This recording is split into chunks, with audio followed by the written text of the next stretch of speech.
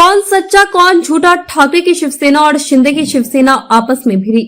मुंबई के दहिसर में उद्धव ठाकरे की शिवसेना और मुख्यमंत्री एकनाथ शिंदे गुट की शिवसेना के कार्यकर्ताओं के बीच हुई झड़प के बाद दोनों पक्ष एक दूसरे के खिलाफ अपने अपने तरीके से इल्जाम लगा रहे हैं। दोनों में से कौन सच्चा और कौन झूठा है यह लोग तय नहीं कर पा रहे हैं। दरअसल उद्धव ठाकरे गुट के पूर्व नगर सेविका तेजस्विनी घोसालकर और उनके पति पूर्व नगर सेवक अभिषेक घोसालकर की ओर से छठ पूजा का आयोजन किया गया था। अभिषेक घोसालकर का आरोप है कि शिंदे गुट के शिवसेना के उप विभाग प्रमुख राम यादव अपनी पत्नी के साथ सोमवार की सुबह छठ पूजा स्थल से कुछ दूरी पर खड़े थे। हमारे द्वारा आयोजित छठ पूजा स्थल से सोमवार को उगते हुए सूर्य को अर्घ्य देने के बाद छठव्रती महिलाएं लौट रही थी। राम यादव और उनकी पत्नी रेखा यादव उन लोगों के साथ फोटो खिंचा रहे थे, जिसका विरोध महिलाएं कर रही थी। बताया जाता है उसी को लेकर अभिषेक घोसालकर के समर्थक वहां पहुंचे थे तो राम यादव के साथ उनकी झड़प हो गई। वही शिंदे गुट के उप विभाग प्रमुख राम यादव का कहना है कि जब से ठाकरे गुट के कार्यकर्ता शिंदे गुट में प्रवेश किए हैं तभी से घोसालकर एंड कंपनी हम लोगों को टारगेट कर रहे थे। इसी क्रम में आज लगभग दर्जन भर ठाकरे गुट के कार्यकर्ता ने लाठी डंडे से हम लोगों पर हमला किया, जिसमें महिलाओं को भी चोट लगी है। इस प्रकरण में राम यादव की पत्नी रेखा यादव ने एमएचबी पुलिस स्टेशन में ठाकरे गुट के शिव सैनिकों के खिलाफ महिलाओं से छेड़छाड़, बलवा सहित मारपीट का मामला दर्ज कराया है। वहीं अभिषेक घोसालकर की तरफ से एक महिला ने राम यादव के खिलाफ लिखित शिकायत दर्ज कराई है। मुंबई के दहिसर से कविता साहनी की खास रिपोर्ट। और शिंदे गट में यहाँ पे मारपीट हुई, क्या है मामला जरा उसके बाद? देखो, शिवसेना बाला साहब ठाकरे, उद्धव साहब ठाकरे और आदित्य जी ठाकरे साहब के माध्यम से शाखा क्रमांक 1 में हर साल की तरह ये साल भी हम लोग छठ पूजा का आयोजन यहाँ पे किया हुआ था। छठ व्रतियों को वहाँ पे सेवा भाव से हम लोग ने बुलाया था और ये पूरा कार्यक्रम का आयोजन ये हमारे तेजस्वी घोसालकर नगर सेविका के माध्यम से वहाँ पे किया था। मेरे ख्याल से कल अगर आप देखें तो 1000 से ज़्यादा छठ व्रती वहाँ पे आके पूजा करके गए और आज भी सुबह वही पूजा करने के लिए वो 5 बजे से वहाँ पे ये महिलाएं वहाँ पे आई हुई थी। और मेरे ख्याल से ये कार्यक्रम हमने ऑर्गेनाइज किया था, ना ही बीएमसी का कार्यक्रम था, ना ही किसी का, हमारे पार्टी ने ऑर्गेनाइज किया हुआ कार्यक्रम में इस तरह एक राम यादव करके जो मिंदेगढ़ का जो प्यादा है वो वहाँ पे आके महिलाओं को खींच के वहाँ पे फोटो निकालने का वो प्रयास कर रहा था। ये हमारी महिला उन्होंने उसको नकार दिया, जबरदस्ती उसको खींचा और उसके अलग अलग अंगों पर हाथ डालने की कोशिश उसके कार्यकर्ताओं ने वहाँ पे की है।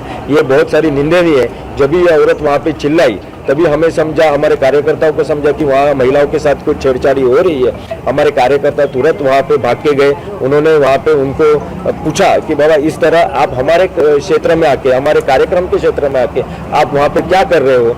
तो वहाँ पे झड़पा झड़पी हुई, बाचाबाची हुई। वहाँ पे पुलिस भी वहाँ पे उपस्थित थी। पुलिस के सामने ये सब प्रकार वहाँ पे हुआ है और आज हम लोग पुलिस स्टेशन में ये महिला को न्याय मांगने के लिए यहाँ पे आए हुए हैं। उनका कहना है कि वो वहाँ पे कार्यक्रम के लिए उपस्थित थे, तो इस कार्यक्रम के लिए कुछ आए नहीं थे। देखो, वो कार्यक्रम जो था वो 9 बजे का कार्यक्रम था, 9 साढ़े 9 का कार्यक्रम था और और ये जो बात हुई है वो 7:30 बजे, ये महिलाओं के साथ जो अत्याचार की बात हुई है वो 7:30 बजे हुई है। मेरे ख्याल से 9 बजे का कार्यक्रम और इसका 7:30 का कार्यक्रम आप खुद अगर देखें तो फेसबुक लाइव पे वो 7:30 बजे आए हुए हैं। अगर आप उनके पेज पे जाएंगे तो अभी भी देखेंगे तो वो कार्यक्रम में उपस्थित नहीं थे।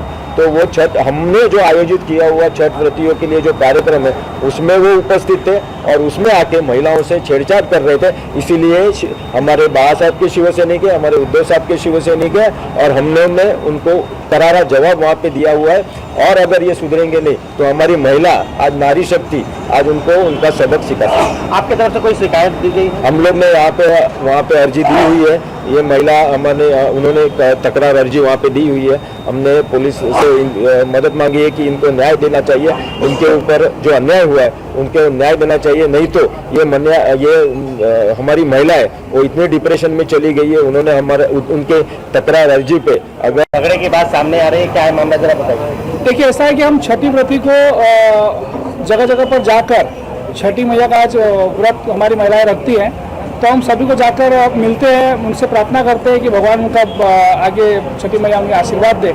लेकिन अचानक बंजारा होटल के बाजू में हम जब वहाँ पर खड़े थे और वहाँ पर महिला पुलिस के साथ में हम वहाँ पर बात कर रहे थे, प्रसाद ले रहे थे, अचानक एक झुंड आता है जिसमें रॉड और पूरा बाम्बू लेकर हमारे पे अटैक होता है। और मैं दंग हूँ कि वहाँ के स्थानिक पूर्व नगर सेवक अभिषेक गोसालकर जी ऐसा कर सकते हैं, मैंने कभी सपने में भी नहीं सोचा था, लेकिन वो वहाँ पर मौजूद नहीं थे। लेकिन मैं कहना चाहता हूँ कि उद्धव साहब की क्या यही नीति है? उद्धव के साहब के जितने भी लोग आज गुंडागिरी पे उतर गए, ये क्या उनको उचित है या शोभा देता है? बस मैं ये उनसे सवाल पूछना। सवाल ये है कि वो कॉमन रास्ता वहाँ पर दूसरा उद्धव की तरफ से छठ मैया का कार्यक्रम भी रखा हुआ था, उन्होंने तो पुलिस का भी कार्यक्रम था, पर उसी कॉमन रास्ते से जाने की क्या वजह पड़ी उससे? देखिए, ऐसा है कि उनका छठ पूजा का कार्यक्रम 300 मीटर अंदर था। तकरीबन हम कॉमन रास्ते से जा रहे थे, जैसे आपने सवाल पूछा, हम कॉमन रास्ते से जा रहे थे। अचानक हम तो पुलिस के साथ पे खड़े थे, हम प्रसाद ग्रहण कर रहे थे, लोग हमारे साथ आके फोटो खिंचा रहे थे। तो ये तो मुझे लगता है कि कल तो हमें जनपद पार्टी नगर में आने के लिए मना कर देंगे, तो ये दादागिरी नहीं चलेगी। और खास करके महिलाओं पे जो अत्याचार हो रहा है और उत्तर भारतीय करके खास करके जो अत्याचार हो रहा है, ये उन्हें शोभा नहीं देता है। उनका आरोप ऐसा भी है, एक महिला दिखाई दे रही, पुलिस महिला दिखी जो आप लोग के बीच झड़प बीच में उसको भी चोट लगा, उसके विषय में क्या कहेंगे? और किन किन लोगों को? देखिए, रॉड उनके हाथ में था, बाम्बू उनके हाथ में था। वो महिला बेचारी, अगर आज वो महिला नहीं होती, मैं महिला को पुलिस को धन्यवाद देता हूँ। अगर आज वो बीच बचाव नहीं करती तो हो सकता है कि हम में से कोई हॉस्पिटल में होता था। Thank you. अगर आपको हमारी वीडियो पसंद आई हो तो लाइक, कमेंट पर शेयर करें और ऐसी ही खबरों से जुड़े रहने के लिए आप हमारे यूट्यूब चैनल संगठन भारत को सब्सक्राइब कर बेल आइकन को प्रेस करें। छोटी छोटी वीडियो और खबरें व्हाट्सएप और ईमेल पर भेज सकते हैं।